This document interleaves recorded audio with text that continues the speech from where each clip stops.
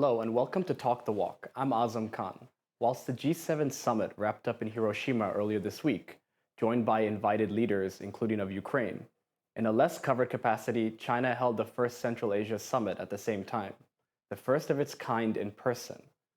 Whilst the US, UK, and EU leaders emphasized the challenge of China, President Xi unveiled a new plan to enhance development and infrastructure to connect the vast steppes of Central Asia. Xi's priority of the region was originally shown when he made his first trip abroad since the pandemic started in 2019 to Kazakhstan and Uzbekistan. Whilst the US-led coalition moves to isolate China more economically, the reality is that China is doubling down its economic integration in every corner of the world, where they're often the biggest player. What does the tales of the two summits signify, and what will it mean for the rest of the world? Joining me to discuss the topic is the founder of Polarwide Limited, a financial and strategic advisory firm, and managing partner at Silk Road Partners, Daniel de Blocq van Scheltinga. Daniel, thank you so much for taking the time to speak with me. Thank you for having me. I want to start with the Central Asia Summit earlier this week, which overlapped with the G7. Obviously, the region it's not very economically developed, but were there any implications or any impacts, maybe symbolically, of the summit? Well, I think this summit is like a number of strands that are coming together. Firstly, I think it's a continuation of the Belt and Road Initiative. It fits perfectly in that, and this is Beijing's way of emphasizing BRI and telling these countries that they're an important part of that. A number of investments were announced, also in infrastructure. What's also interesting, I mean, these are all countries that used to be in the Soviet Union and in the Soviet sphere of influence. And, a weakened Russia has opened space for China to play a bigger role in these neighboring countries. So I think that's the second theme. I think those are the two important ones. Other things that play a role here, obviously, China looking for self-sufficiency or security in a number of areas. Food security is one of them. Many of these countries are very big agricultural producers. A number of agreements were signed. Energy has always been important. The energy is a big driving force behind it too, right? Energy traditionally has been a big driver in Chinese outbound investment. Well, actually, energy and technology. Right. In this case, it's less energy than one would perhaps think. Only two countries are really important in the energy field: Kazakhstan, which has the potential to be a really world-class exporter of oil and gas, but needs the infrastructure to do that. So that's where China will play a role, and Turkmenistan, which has the second largest gas field in the world, and a lot of other unexplored gas fields.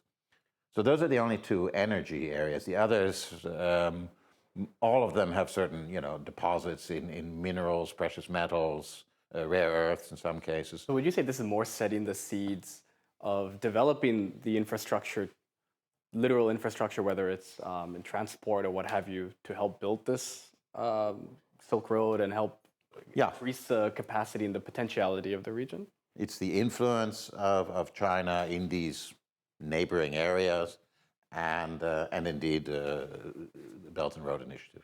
Right. And we were speaking on energy, and I wanted to get your opinion on hydrogen energy, because China is the world's largest producer of hydrogen energy, and they've been making basically some breakthroughs in being able to harness that. And so do you think that has a role to play, or is it more overblown when it comes to energy security for China? Look, everybody's been talking about hydrogen for some time, and it does have the potential of being the most important energy provider globally. It has a number of advantages. Hydrogen can be made from both renewable energy and conventional fossil fuels. the problem with hydrogen, and it it can be used for transport. It can be transported easily through pipelines, but it can also be transported in a liquefied form by ships. The only issue that there still is that it's relatively expensive to produce hydrogen from renewable energy. But that's a question of time. We've seen that in other areas as well. Over time, those prices will come down, and then it will be probably the future energy supplier globally. Right.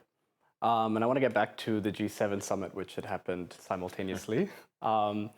And a lot of the emphasis was, apart from Ukraine, and the Ukrainian leader was there, but they were addressing the China challenge. De-risking, I believe, is the term that they were trying to use a lot, to go with the instead of trying to say decoupling, I guess just de-risk and warn China to play by the international rules, so to say, is what they were saying, paraphrasing.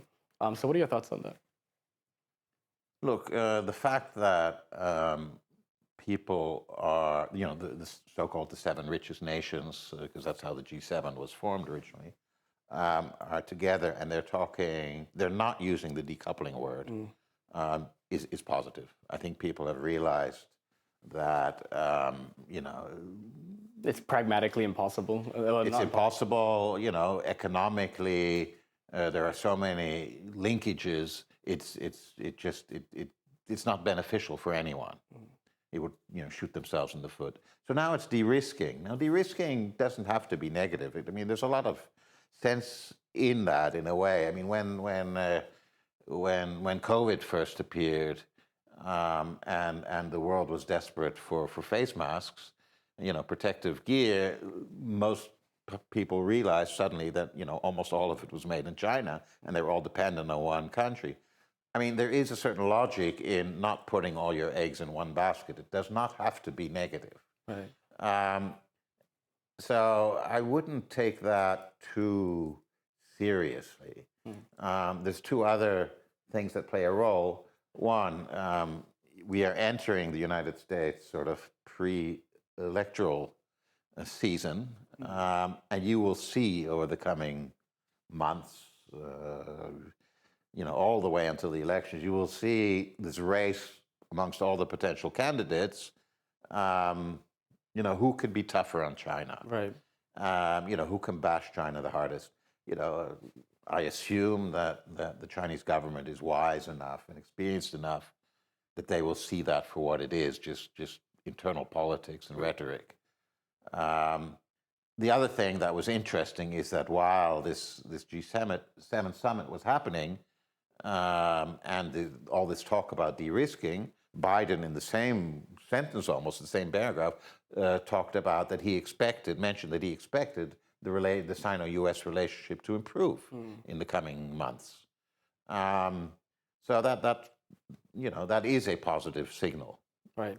As long as there are no, incidents, no surprise incidents like balloons, then I think it will get back on track, because both countries, they do need each other also in other areas. Climate change, the world needs the two powers to work together. Right, and then you have Europe sort of, I don't want to say caught in the middle. They're the allies of the United States in a lot of ways, but their trade relations with China is distinct than what it is from the United States. Yeah, and that has been said by many European leaders, most notably the French president when he was visiting China.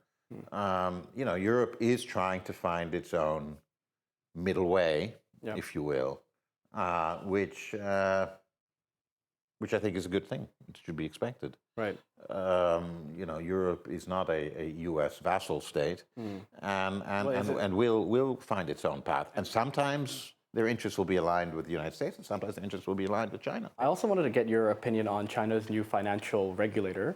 It's a body that's called the NFRA, the National Financial Regulatory Administration, and that'll spearhead a lot of sweeping financial reform in the country. And you're someone who I understand has deep economic and governmental understanding of China. So I just wanted to get your thoughts on the impact and significance of this. Or is it something that's not new and not necessarily new that China has always been doing this? Look, this is very positive. when you have too many regulatory bodies, it's sometimes you can have instances where they're all regulating certain areas, but there are gaps that there are areas that fall between the cracks, and that was the case. So having one body that puts everything together, I think makes perfect sense. I mean, the regulators are important. The recent events in the United States, the bank in California, SEB, which collapsed and had to be saved, had to be bought out. Part of that was because it wasn't being properly regulated, because certain rules had been weakened. And it just shows you need regulators to keep abreast of these things and to ensure to protect consumers. The Chinese economy is not just a domestic economy. It is important. It does impact the rest of the world. A Chinese full-blown banking crisis would have ripples and impact, also in New York. Right. And London. The role of a regulator is to protect the citizens, the consumers, to prevent financial risks from leading to disasters, thereby saving the real economy. And at the same time, a regulator is also there to push for improvement and reform. And having one body that oversees everything just makes perfect sense. I'm going to pause you right there, Daniel. We'll go for a quick break. Yeah. Don't go anywhere. We'll be right back with Daniel de Blocq van Scheltinga. Stay tuned.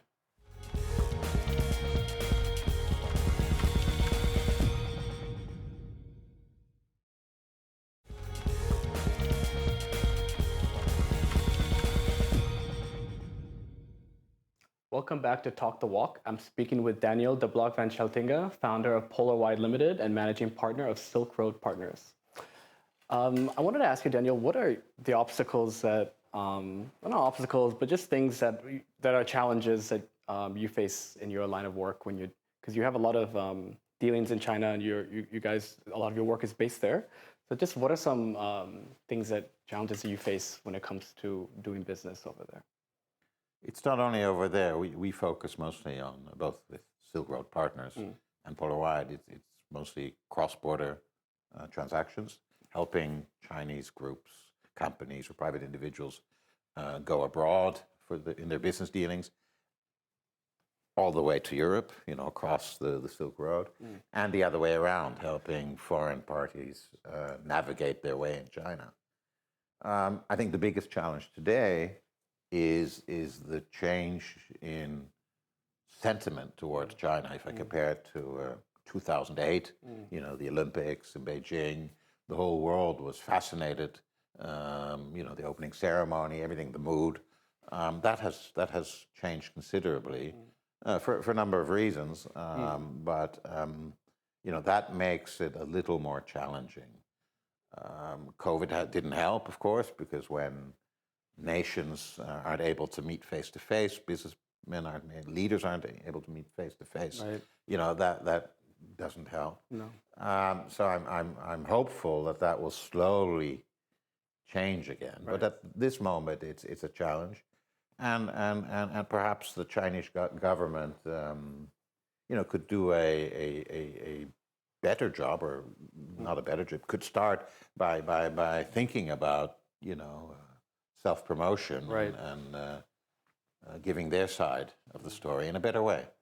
No, that makes sense. So you're saying the difficulties of bringing in investment, bringing in traction, all of that has gotten affected in the last few years. Exactly. Okay, that makes sense. And China recently announced a ban of Micron chip maker over security risk. Could you share the impact that has on the sector? Well, Micron is an old company for this sector. I think it was started late 70s. I remember meeting somebody from Micron in the late 80s. When this was announced, I saw that their share price fell by 4 or 5%. For Micron itself, I think their earnings are approximately 30 or 31 billion US a year. Their earnings in China are around 3 billion. So, this isn't that major from that perspective. But obviously, for the whole sector, this is the part of, if Western countries start banning Chinese companies and China starts banning Western companies, obviously the interaction and the growth potential in the sector is impacted.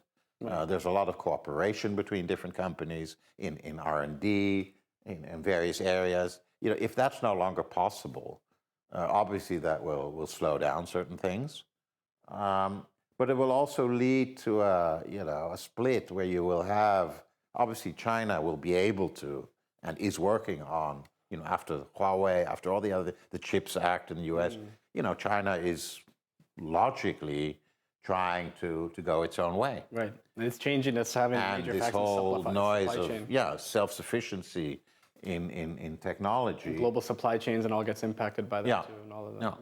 And China has the what I call the firepower to do this.